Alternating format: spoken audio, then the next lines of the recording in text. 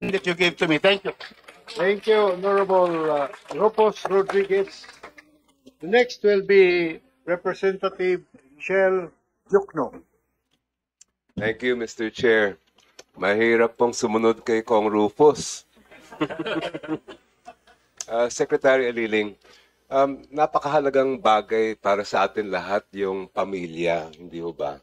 But I think we are failing our families when we do not or are not able to provide them with adequate housing, especially the poorest of the poor. Ang pagkaalam ko kasi, as a human rights lawyer, matagal na rin po akong naglilingkod sa mga urban poor groups. Napakalaking bagay para sa kanila yung community mortgage program. But when I looked at your numbers for 2026 NEP, ang nakalaan lang na budget that you're asking is 90 million compared to 2022 where it was put at the amount of 200 million. Bakit po napakaliit ng halaga para sa CMP? Mr. Chair, ang tulad yung nasabi ko, na wala yung budget sa CMP kasi sinuspend yung programa since 2022. So, unting-unting binabalik. Unfortunately, ang nabibigay lang sa atin, around 120 to 160 ngayon. As I said a while ago, ang request sana namin sa DBM was to ibalik yung sa 500 na usual budget, yung SHFC, and ang NHA po ibalik sa 10 billion na usual budget ng ahensya. Kasi yun din po ang reklamo ng mga urban poor group sa amin, na yung inyong 4PH, yung pambansang pabahay para sa Pilipino, ay hindi naman nila na-afford. Kaya nga, ang hinihingi nga nila ay makapag-avail sa CMP. And I am one of those in Congress who will fully support efforts to increase the budget for the poorest of the poor families para magkaroon naman sila ng mga bahay. Hindi ba, are you not, if you had a wish list, how much would you want to augment for the community mortgage program? For the community mortgage program, Mr. Chair, ang gastos po natin sa bawat pamilya is around 150,000 to 200,000 pesos per family. Ngayon po, meron po tayong naka-pipeline ngayon na 7,000 na families na makinabang sa CMP, comprised of 32 or 34 projects all over the country. Ang gastos po dyan is 700 million. Nag-allot po tayo dyan using the escrow funds. So yan po isa sa mga priority na binigay sa atin na instructions ni President Marcos ng escrow funds gamitin sa direct production which includes CMP and transitory or rental housing. So ito pong 2026, dyan po kami nakaasa dyan sa escrow funds na magagamit for production. Ngayon, if we want to add more to CMP program, yun nga po, tulad na nasabi ko, 150 to 200,000 pesos per family po. So, it depends on how many families ang ready, no? Kasi may rin to may absorptive capacity rin tayo May proseso po ang CMP na ilan lang yung mga communities na ready ngayon na pondo na mag-avail. So we can get that information and submit it to this committee, Your Honor. Please do. Same question when it comes to the budget for the Social Housing Finance Corporation. Nabanggit po ninyo kanina, nasa 120M lang ata siya ngayon. But you mentioned also that it used to be at 500 million.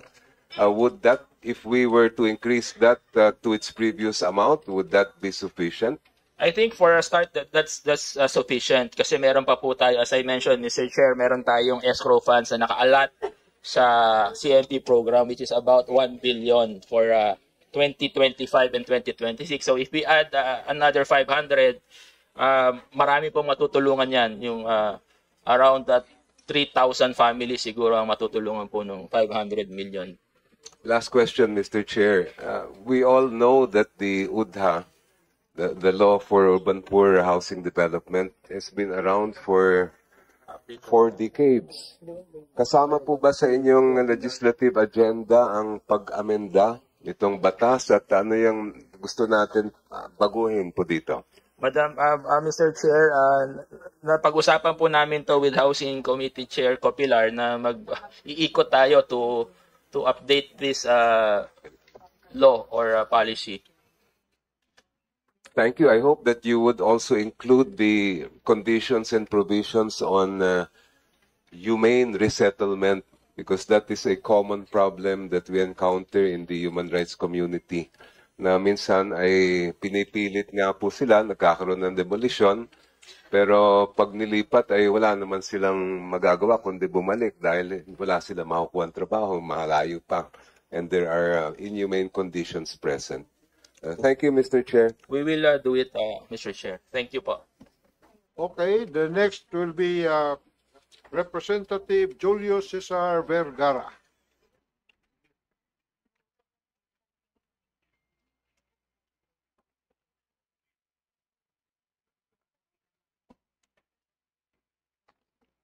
So, Mr. Chair, Secretary, so napag-usapan na po lahat ng problema hinggil sa pangangailangan ng pag-increase ng budget po ninyo. At yun naman po ang siyang tama at marapat.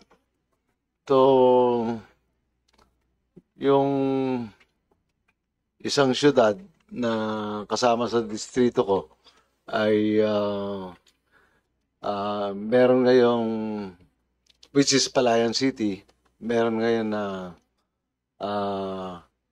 mga high-rise. At nagtagal po siya ng konti at may mga problema as I know it. And si former Secretary Acosar, kasama si Miss Acosta. I'm sorry. We tried to do it also in Cabanatuan, but the problem is kulang ang tubig para sa mga 17 palapag na gusto ni Secretary Acosar. So, ang tanong lamang po ay simple. Ngayon ko lang po naintindihan yung talagang problema. Pati yung strategy nyo ay napakaganda. At yung strategy nyo ay pinakita nyo yung baba at saka yung taas. Yung dati at saka ngayon. Tapos tanong ko lang huron ay, at karamihan ng mga kasama ko, kailangan po talagang palakihin yung budget nyo to reach the poor Filipinos. But the problem is, tinanong rin po kayo kanina kung kayo po ay paano nyo maiinggan niya yung private sector. So, sa tarong po ang pag-iinggan niya sa private sector, ako po marami po sa siyudad ng Cabanatuan ay nag-i-invest.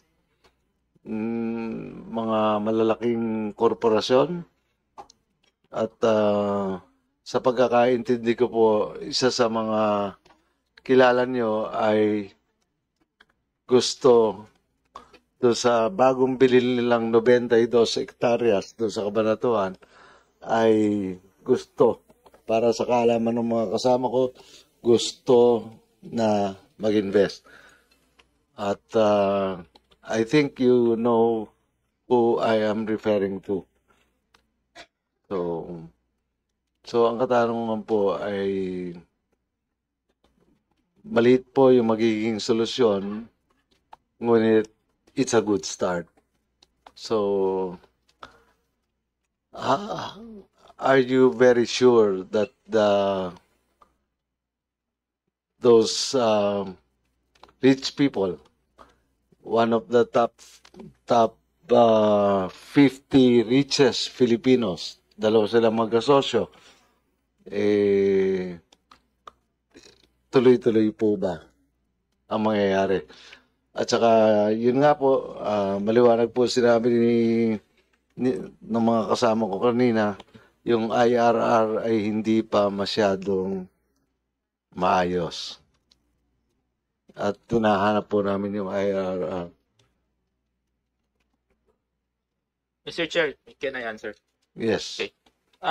Bago po ako pumasok sa gobyerno, galing din po ako sa private sector, no. So, in general, for the private sector developers or kahit sinong negosyante na galing sa pribadong sektor, para pumasok, dapat tuwaas ang confidence level niya dun sa katransaksyon niya. In this case, the department.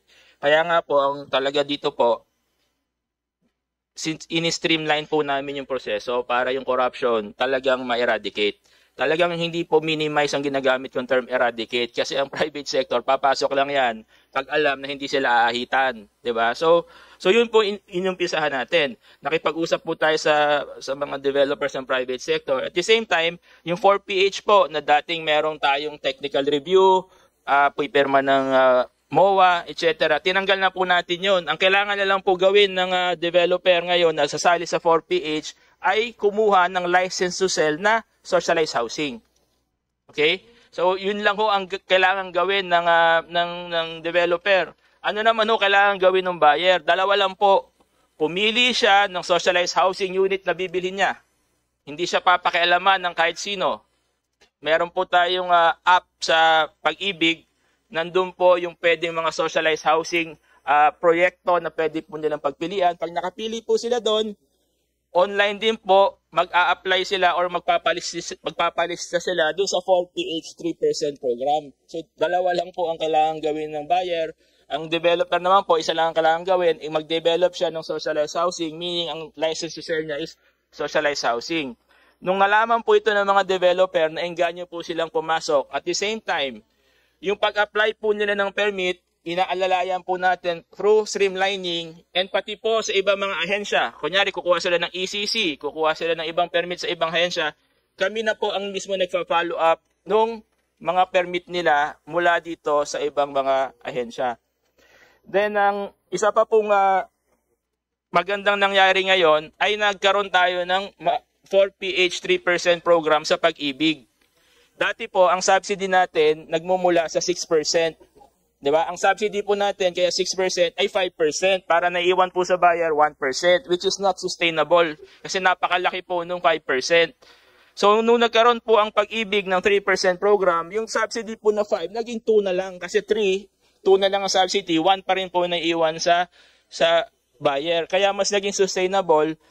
Yung demand side po, pag nakita nilang ang supply side po, no, yung mga developer, nung nakita nilang gumanda na yung demand side ng mga programa ng Pag-ibig, pumasok na po sila. Nagsisimula na po sila magproseso ng kanilang mga proyekto, yung pre-construction process po for the 250,000 units. So ito po yung ginawa natin. Talaga pong wala pong ibang solusyon para pumasok ang private developers, kundi pataasin yung credibility ng departamento.